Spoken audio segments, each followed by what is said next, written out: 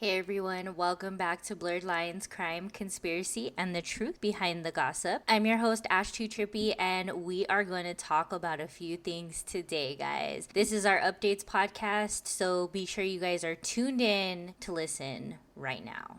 Before we get started today, I just want to remind you guys to like this podcast, follow, and turn on any notifications that you may have wherever you're listening to this. Now, our weekly updates podcast does come out every other Thursday, and our deep dives come out every Friday. So tomorrow I have a deep dive for you guys that you will not want to miss. But today we're talking about a few cases that have been in the headlines over the past couple of weeks, and that's what we're going to talk about today. So I hope you guys are comfy, doing whatever you're doing your laundry, doing your dishes, cooking dinner, whatever you're doing, get comfy because we're going to talk about it. All right, the first thing we are going to be talking about today is the 3 missing girls from Washington that were actually found deceased after visiting with their father in a custody agreement, and he is actually now being looked for at this time. So police on Tuesday asked the public for help finding the girls' father, Travis Decker, who's 32 years old. He's wanted for 3 counts of murder and kidnapping by the Winnetonka Police Department, and police said it was unknown whether Decker, a former Army soldier with extensive quote-unquote training, was armed. The mother of the girls, who were identified by CBS affiliates as a 9-year-old Peyton, 8-year-old Evelyn, and 5-year-old Olivia, reported to police on Friday that their father didn't return them after a planned visit. Decker was then noted to be living out of his truck and homeless at the time of the visit with the girls. His truck was then found on Monday near a campground. During a search, they found the girls' bodies also in the area of that campground. Someone who may have seen Decker since Friday or knows his current location is being asked to call 911. So if you've seen him at all, I will leave all the links down below in the show notes so you guys can report it. And I'll also leave a link to an article where you can find pictures of him as well. As of right now, due to safety concerns, they are asking to not attempt to contact or approach Decker as they do not know his mental state. Now, it is known that Decker, he does have some mental health problems, and the mother of the girls stated that she did not know if he was still taking medication for these mental health problems, but he is known to have bipolar disorder and multiple personality disorder possibly as well, from the articles that I have read. Decker had joined the Army in 2013, and then he transferred to the Washington National Guard in 2021. Washington Military Department spokesman Karina Shagrin told the Associated Press he was a full-time member of the Guard until 2023 or 2024 when he switched to part-time. Decker stopped attending mandatory monthly drills a little over a year ago, and the Guard was in the process of disciplinary discharge for him. The agency was working with U.S. Marshals to locate and apprehend Decker, and the search continued on Tuesday evening. So this was as of Tuesday evening. The reward of up to $20,000 was available for information leading to the direct arrest for Decker. So if anybody has any information, again, I'll leave some information down below. They are encouraged to contact 911. Again, this is in the state of Washington. So nothing really more has come out other than they found the 3 girls dead. They were on a visit with their father at the time, who is Decker. The mother of the girls basically stated that there has never been really any problems. They went through a divorce. They've had custody, split custody with visitation, and it's pretty much been that. She didn't report anything that's been concerning other than those mental health issues that he's most likely not taking care of right now. All right, well, I do want to touch on this a little bit just because, 1, this is one of my favorite shows, and 2, I think it's something that needs to be talked about, and you guys know I'm all about talking about stuff that's not really being talked about in mainstream media. But this is the King of the Hill voice actor that was found dead, Jonathan Joss. He voiced the role of John Redcorn in the animated TV show King of the Hill. He died Sunday after he was shot and killed at a home in San Antonio, Texas. Police confirmed to CBS News he was 55. The suspect, identified as Sigfrido Alvarez Caja, who's 58, fled the scene and was detained by police about a block away. Alvarez was charged with murder. Neighbors told KENS TV TV that Joss had a long-standing neighborhood feud with Alvarez and that the two men often argued and faced off with weapons. The neighbors said the men's confrontations never turned violent until Sunday. The shooting is under investigation, and TMZ was the first to report the news. Now it is stated that his house was actually burnt down, and he believed that it was a hate crime, and this is something that I believe is a hate crime. Jonathan Joss was not only Native American, but he was also a gay man, and he had just married his husband a few months ago, and their house got burnt down. It is alleged that the house that got burnt down was due to him being gay, and it is also said that in his final days he was basically scrounging for money. They didn't have much left from their house being burned down. There wasn't much money coming in. Not only that, they were at this home when he was shot to just check their mail. They weren't even living at the home at the time. They went to check their mail, and this neighbor that they had a long-standing feud with, it seems like had some issues with Jonathan Joss and his husband, and went ahead and shot him. Now, this is indeed being shown as a hate crime. Regardless of if they had issues, the question really is, did they have issues because Jonathan was gay and he was married to a man? That is the question. That's what everybody's asking. And I believe that to be true, in my opinion, of course. Now, here's another one that I just... So just a trigger warning on this one, guys. This is just so sad. And it's about a 6-year-old boy who was killed by his mother during an exorcism that his mother was performing on him. Now, this took place in Fort Pierce, Florida.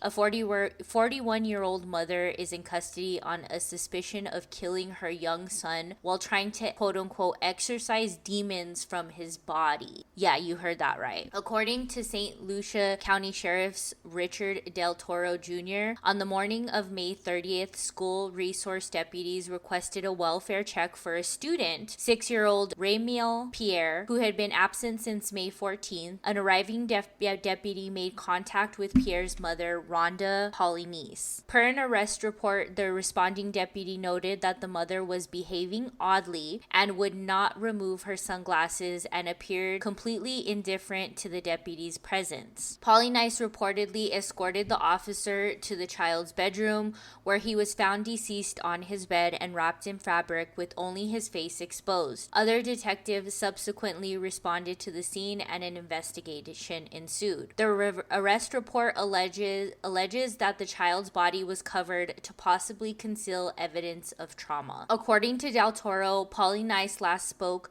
to her son on May 18th. She allegedly believed God told her to, quote-unquote, exorcise demons out of the child's body. After Pierre's death, the sheriff said Polynice felt the child had been released of those demons and was waiting for him to come back. So she literally stated that she killed him because there was demons in his body and expected him to wake up again because the demons were then exorcised. Come on. A preliminary autopsy does not refute the mother's account of the events surrounding her son's death. However, as of June 3rd, the victim's autopsy results are not final. Investigators suspect Pierre had been deceased since May 18th. Polynice faces charges of second-degree murder, failing to report a death, and altering a body after it was deceased. She remains held in the St. Lucie County jail. My pronunciation on that is not working. However, this is just extremely disturbing in my opinion. I have questions like,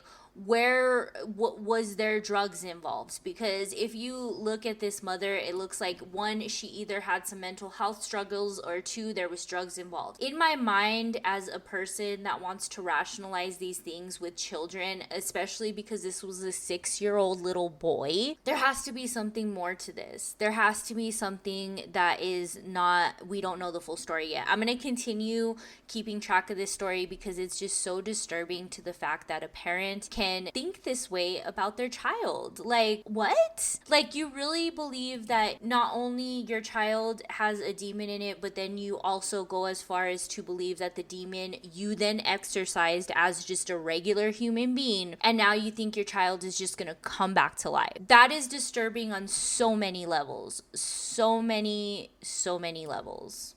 Now, this case is crazy and it comes out of the state I live in New Mexico, but out of Albuquerque.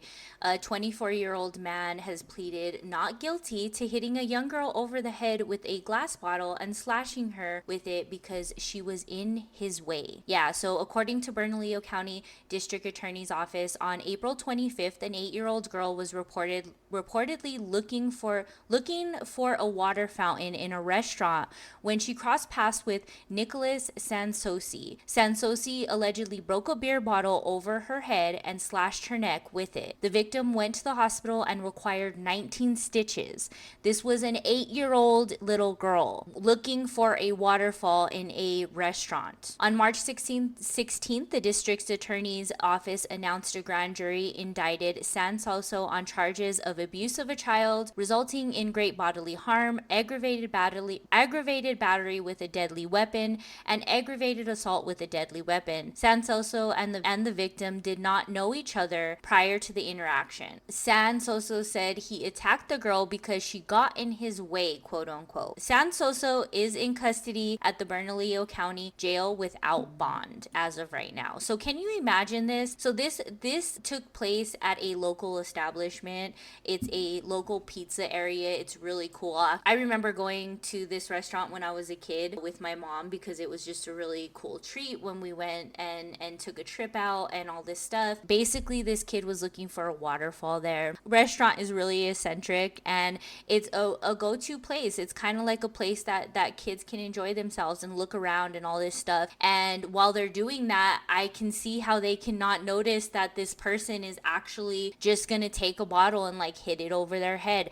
But also it is in an area of town where there is a lot of transients and stuff like that. Now, this is not okay to do because somebody is in your way. This is not okay to do in any instance. And also considering that this was an 8-year-old little girl, like, be for fucking real. And I hope that this person does not get away with any of what they did, especially considering that 8-year-old girl required 19 stitches. She was 8 years old. She wasn't threatening your life or anything, and you want to break a bottle over her head and then continue to just slash her. That's horrible. And it makes me even more fearful going out in public and even just having somebody right next to me.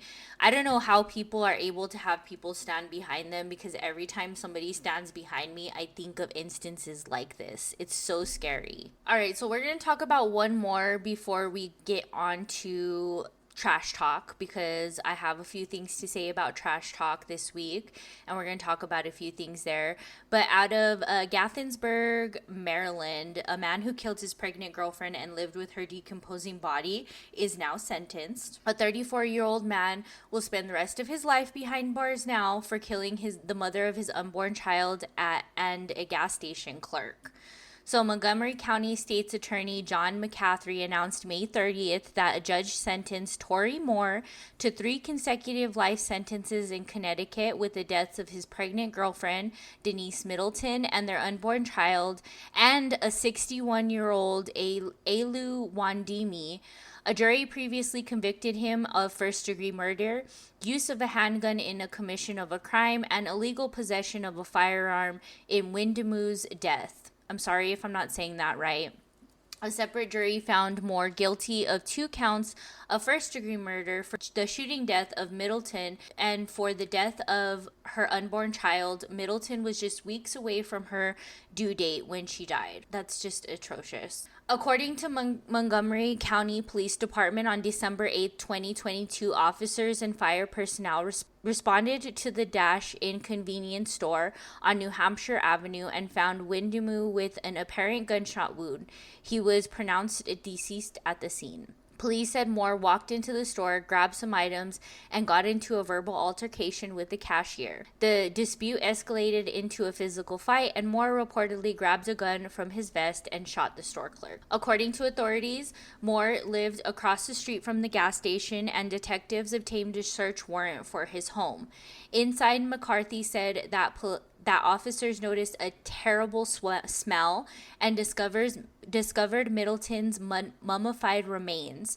The state's attorney's office said Middleton's body was there for quite a long time. An autopsy revealed Middleton had been shot 7 times. Upon further investigation, a detective determined Moore and Middleton went into the apartment on October 9, 2022. They were reportedly seen on surveillance footage in the lobby and taking the elevator. Investigators believe Moore fatally shot his pregnant girlfriend minutes later. So she had been in that apartment from October 9, 2022 until the police went into his home on December 8th of 2022. So a few months. A couple months. Moore fled the area for approximately 27 days and allegedly looked up how long does it take for a dead body to smell and how to move a dead body without being seen. McCarthy said that the defendant also searched ways to come up with a psychiatric defense. Wow. Premeditation at its finest. Moore reportedly returned to the apartment and lived with his girlfriend's decomposing body until police arrested him December of 2022. So now he's going to be spending the rest of his life in prison. He's 34 years old. He not only killed his girlfriend, but also his unborn child and lived with them for months, as well as killing an innocent store clerk just because he got mad. So this man is definitely reaping what he sows, in my opinion. All right, so we're going to talk a little bit about our trash talk segment. So if you guys don't know what trash talk is basically things that go down on TikTok that if you're not on TikTok like me, because I have a huge following over there, then you may not know about it. But if you guys are on TikTok like me, you guys might want to stay for this. If not, you guys might want to skip ahead about 10 minutes or so. Maybe 15. I don't know. We might talk about it a little bit longer. Do come back for the end because there is some stuff I want to let you guys know that's going to be coming at you, not only on here, but also on YouTube as well, okay? All right. So in our Trash Talk segment, we are going to start off with the Resilient Jenkins. Now, the Resilient Jenkins, if you guys don't know, they're the family of 7 that live in a apartment or lived in a 1-bedroom apartment and now live in a hotel/shelter. If you guys don't know, basically two of the two little girls are Stephanie's, which is the girlfriend. Drew Jenkins is the father, and he has custody of Deshawn, who is from another mother. Her name is Desiree, and also he does have some legal battles with his first baby mama, Arlita, who is actually taking him to court for child support and stuff like that. Now, Desiree is asking for custody of not custody, but at least visitation rights as of right now for her son, Deshawn. To my understanding, the end goal is going to be custody, as Deshawn is living in a hotel with his father and his father's girlfriend, whom they also have 2 children together with as well. They did go to court, and it was stated that the judge is allowing Desiree to build a relationship with her son, and they are requesting for Sunday to be the first day for visitation. So that is this coming Sunday. As of right now, Desiree has reported that after court, Drew has not been answering text messages or calls so she can talk to Deshawn and start building that connection. And she's very worried right now that there will not be a visitation on Sunday. But since this is court ordered, this is something that will happen. If it does not happen, Desiree does have the right to then see about going for full custody, because she is doing what she is required to be doing, and Drew is at this point not doing any of that. It was recommended also by the judge that Stephanie not post about these situations with not only Deshawn and his mother, but also about Arlita and that situation. She basically recommended to Drew that she stays out of this, as she is not married to Drew. She doesn't have any business talking about it. But what did Stephanie do? She definitely posted about it. Yes, she did. So she posted about it, and she stated basically that she loves him and she hopes he has a good relationship with his mother, basically just gaslight, and saying that she took care of this child for most of his life and she has rights to him, and saying that the mom stayed away for 2 years at no fault of her own. It was only when they went viral that she started looking for clout and looking to be a mom and all of this, that, and the other, when in fact it was not that at all. It was actually Stephanie that moved in, and she stopped seeing her son, and she did need to get back on her feet a little bit. It happened. But she did try to reach out, and she did try to continue that relationship. And unfortunately, with Stephanie in the picture, that wasn't able to be done. And I don't think that is going to be able to be done with Stephanie in the picture, to be honest. And we'll see what happens on Sunday. But she has posted about it. She's posted a video with Deshaun in it. Again, it was recommended by the judge that she has nothing to do with it because she is not his mother. Now, along with that, she had also posted a video stating that basically her iCloud got hacked, or some nonsense saying that it got hacked and somebody took all her videos and they're probably going to start posting them, just blaming other people for this, when in fact she most likely just deleted them on accident and wants somebody to blame. But she goes into detail in this video about the quote-unquote hack on her iCloud, and says that she's noticed that people have been in the area that aren't quote-unquote aren't supposed to be there, and says that it's really weird, basically showing that she's being really paranoid and that she thinks people are after her just because she's gone viral on TikTok for not for good reasons, for basically being deadbeat parents, and she thinks that people are after her now. Well, that's like a subconscious way of basically saying, I'm doing this, I know it's wrong, and I know people are going to attack me, but I'm doing it anyway because why not? Why not just do it? She does also allude to in the video that they're looking for housing and they want a 3-bedroom with 2 baths, and that they're looking for apartments and houses, and they think that a manufactured home is probably the best way to go instead of a tiny home because it's still too expensive for them. But they're over here, she's talking about like they're gonna buy something, and honestly, they're gonna have a hard time buying and or renting because they both have records as far as not only criminal. I know Stephanie doesn't have a criminal record. Drew has a criminal record. He owes child support. He has evictions. Stephanie has a bankruptcy on her account. Not to say that it's not possible, but if they're not already looking for it, it's not going to be there. A lot of people, I have been hearing people give their opinions over on TikTok, a lot of creators that talk about the resilient Jenkins, and they truly do believe that they're going to try to make a run for it, and they're going to switch states, and they don't want Deshaun to be doing this, and that's what a lot of people think. And I think it's definitely possible that they're gonna definitely switch states or move to somewhere farther. Now, there's also talk around town that she has pulled all the kids from school. Supposedly, Deshaun has not been in school because there was some issue with behavior, and this was actually confirmed by somebody reputable that is basically like a representative for Desiree and has helped her kind of navigate this whole law and how to gain custody of her son. So basically, she stated that Deshaun, I guess, hasn't been in school. They're trying to look into that, and he hasn't been going for a couple weeks now. They're thinking the same thing goes with Stephanie's kids as well, because you don't really see too much. Before, you would see like morning vlogs and it'd be like, oh, Drew's taking the kids to school, and they would be like getting the kids ready for school, and we haven't seen those. We've seen breakfast vlogs, but all the kids are there when they're making breakfast. So it's very telling, and it's also good to remember that when kids don't go to school or when they're pulled out of school, they have to have some kind of documentation that they're still attending and still learning some type of way. So even if she's homeschooling them, she has to be enrolled in a homeschooling program to show that these kids are still getting taught and still learning, because essentially that falls on the parents, and if the parents aren't doing that bare minimum, CPS is going to be called on you. So I don't know if the other kids aren't in school, but Deshaun is not in school. I guess there was some behavioral issues going on, and it also kind of shows that those behavioral issues show that he's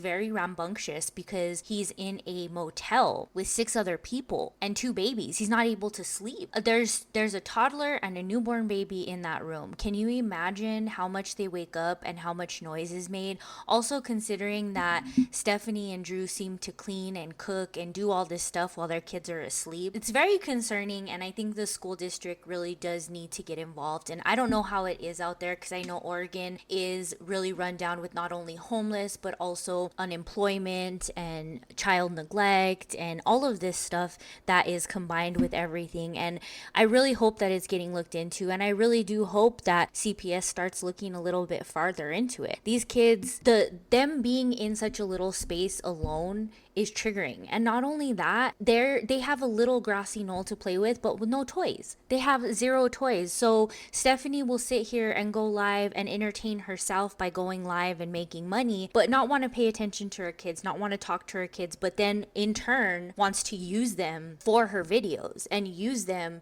to gain popularity and to exploit them essentially. So we'll see what happens. We're going to keep an eye on them. We always do. And I don't know. What do you guys think about the Resilient Jenkins? Let me know in the comments down below. Now, on another side of the token, this is not only on TikTok, but this is YouTube, and I just want to touch on it a little bit, and this is going to be the rest of my trash talk a little for now. Now, if you guys haven't seen, Gypsy Rose Blanchard is back in the public eye, and getting scrutinized for it. Recently, she went into a store called Salon Centric, where you have to be a licensed cosmetologist in order to shop there. It's a wholesale market, and it has signs on the door stating licensed professionals only. Gypsy Rose Blanchard proceeded to go into this place because she wanted the Redken brand, and she googled it and searched that this is the only place she can purchase it. So she walked right in, started shopping, and instead of leaving when the person told her she needed a license or when she seen that on the door, she continued to shop, and they said, oh well, we'll let you this one time. Well, that led to outrage in the cosmetology community and in the hairdresser community, and people are upset about it because they not only go to school for hours and hours and hours to get this accreditation to know how to use these chemicals, but they also learn how to use these chemicals and have the privilege of shopping at places at a discount and in bulk. They were very outraged by what she was doing.